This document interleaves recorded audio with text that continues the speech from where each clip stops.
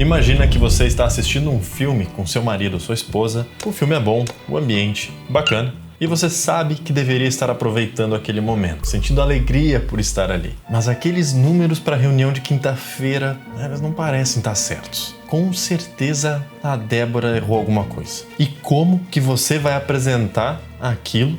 E se estiver errado mesmo, é melhor conferir. Se você pegar seu notebook bem discretamente, nem vai dar para perceber.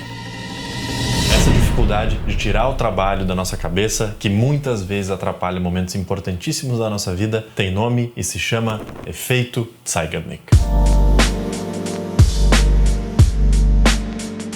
E o termo efeito Zeigarnik foi criado depois da publicação de um artigo científico em 1927 pela psicóloga Bluma Zeigarnik no Journal Psychological Research. O objetivo do estudo: descobrir qual a relação do status da memória entre uma atividade interrompida antes de sua conclusão e uma atividade que não foi interrompida. A suspeita do estudo era de que um desejo de conclusão gera uma tensão que influencia na retenção da nossa memória. Em outras palavras, a suspeita era de que a nossa mente se lembra mais das atividades que foram inacabadas e interrompidas do que aquelas que foram concluídas. Essa suspeita foi inicialmente concebida porque as pessoas que estavam ao redor aí da Bluma Zeigarnik perceberam que nos restaurantes onde eles eram atendidos, os garçons costumavam lembrar mais dos pedidos que não tinham sido ainda fechados, que não tinham sido ainda pagos, do que aquele que já havia sido finalizado. E para comprovar essa suspeita desse estudo, então, pelo menos botar a teste, eles chamaram 164 indivíduos e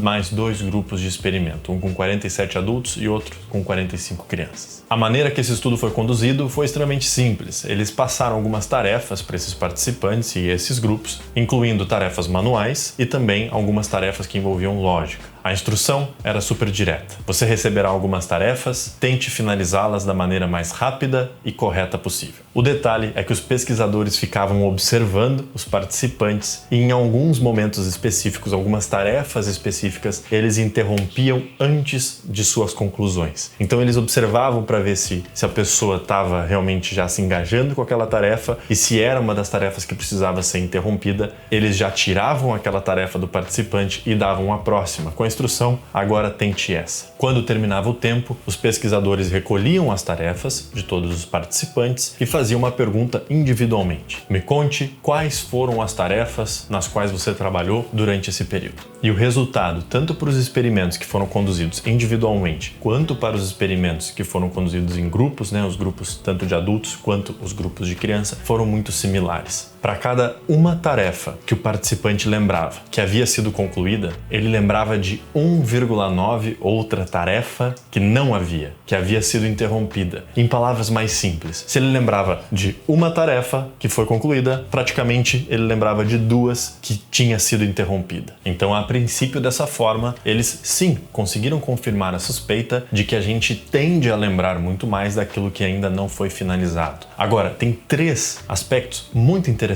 que eles abordaram mais profundamente no estudo que eu quero compartilhar com você. O primeiro, o momento da interrupção.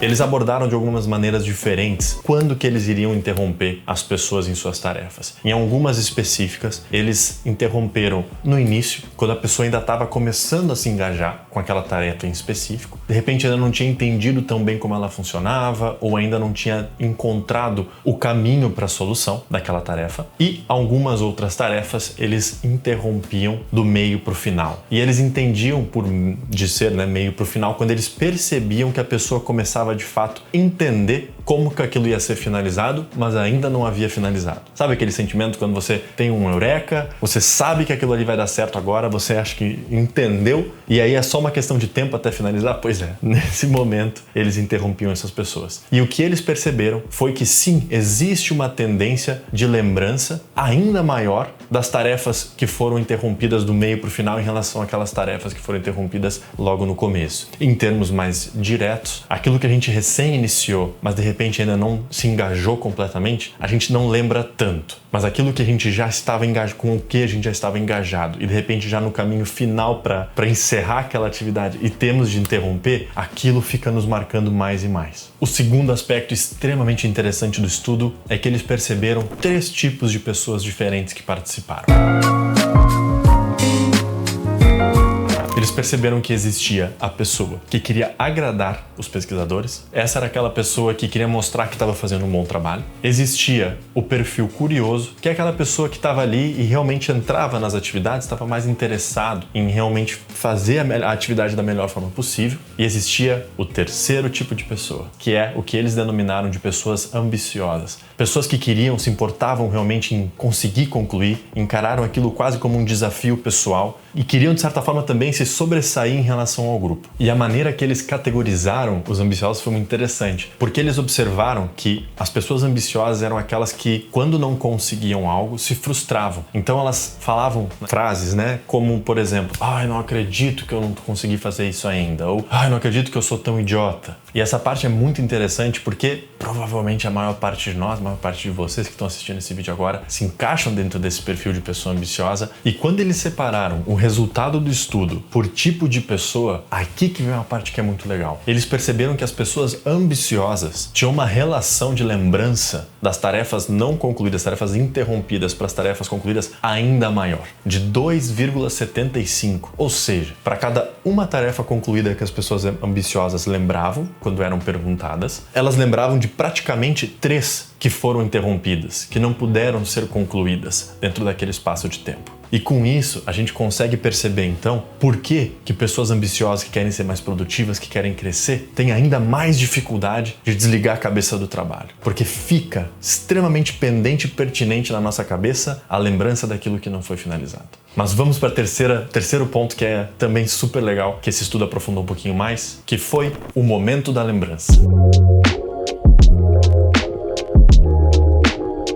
Os pesquisadores se indagaram de vários questionamentos e um deles é o momento da lembrança. Quando a gente pede em quais tarefas você trabalhou, ele importa? Se eu pedir logo depois do estudo, se eu pedir 10 minutos depois do estudo e incluir uma conversa no meio disso, se eu pedir no dia seguinte, se eu pedir meses depois, será que essa relação vai ser alterada? E não deu outra. O que eles perceberam é que se essa pergunta era feita logo na sequência dessas atividades, logo na sequência dos estudos, os resultados foram aqueles que a gente já compartilhou com você. Mas olha só que legal. Quando a pergunta era feita no dia seguinte, a relação era praticamente 1 para 1. Ou seja, as mesmas pessoas que logo depois do estudo falavam quase 2 tarefas inacabadas para cada uma tarefa concluída, no dia seguinte lembravam-se igualmente de cada uma delas. Você consegue perceber o quão legal foi esse estudo que eles fizeram? Olha que leitura interessante. Olha quanta coisa a gente pode levar. A gente vai chegar nessa parte aqui nesse vídeo ainda. A maior tendência que a gente tem é quando a gente termina o dia de trabalho de ficar ruminando aqueles pensamentos. Mas no dia seguinte, a tendência é que a gente já